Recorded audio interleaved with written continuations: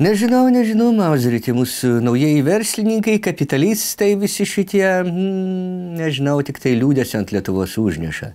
Kaip sakytų iškilusius Vladas Drėma, vis mažiau ir mažiau to Vilniaus lieka. Supainėjot.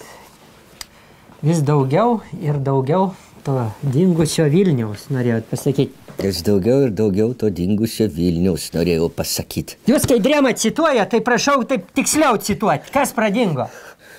Avulis nusipirko Žalgirio stadioną pačiam centre. Aišku, dabar jums. Nu tai gerai, sutvarkys griuvėsius. Ar žiepti jausi dabar šitą kuloko, kad jūs toksai, kalbėkit, ką norėjot sakyti. Girdėjot jau, sutvarkys griuvėsius. Aš gal ir girdėjau, bet ar žiūrovas girdėjo, ką jis norėjo pasakyti? Sutvarkys griuvėsius. Pas jūs galvoju griuvėsiai? Sutvarkys griuvėsius. A kaip jis sutvarkys, aš leisiu savo savęs jūsų paklausti, kad jūs toks mandras. Ar beliks nors vienas delno dydžio žolės lopinėlis futbolui žaisti? Atsiprašau, kad riaugėjau. Klausiu aš jūsų. Tai kai Žalgirio stadionas priklausė Romanovui, tai viskas buvo aišku. Iškilusis veteranas sporto ir šokėjas ir poetas tai sakė, kad liks Vilniuje sporto. O kas bus dabar? Tikrai nenorėjau riaugėti, kaip prieš tai nusiriaugėjau. Tai gal jau atleiskit man tada. Laukiam, ką atsakys Pelė? Nieks nežino, ką Avulis darys. Visi žino. Visi žino. Ofisai, apartamentai, buildingai, šitie parkingai. Avulis masto naudingo ploto kvadratais, a vat Romanovas mastė eilėm.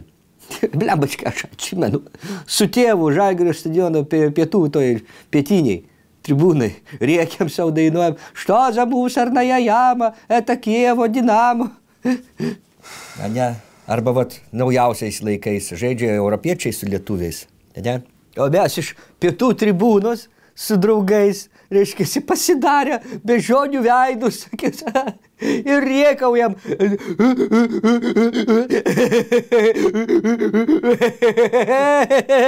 Užsieniečių.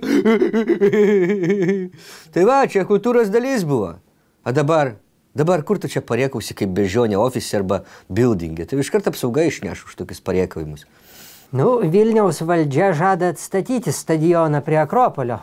Ne tas. Neatvažiuos čia jau dabar niekada nei Pachtakoras, nei Krylija Savietov, nei Leningrado Zenitas su ištikimu savo sirgaliu Bajarskiu, kuris su šaliku. Velnės kaip riaugėjau šiandien. Ir skrybelė didesnė negu Stakėno. Tai suprantu, kad jūs dėjuoja čia iš nostalgijos, o ne dėl to, kad Avulis viską pavers ofisais. Tai jums Avulis gali tą stadioną suremontuoti, čia vieni juokai, bet žinokit, būkit ramus, joks Pachtakoras ar Zenitas čia jau nebeatvažiuos. Ja, nu ir kas? Šitą vietą reikia palikti taip, kaip jinai yra. Suprantat?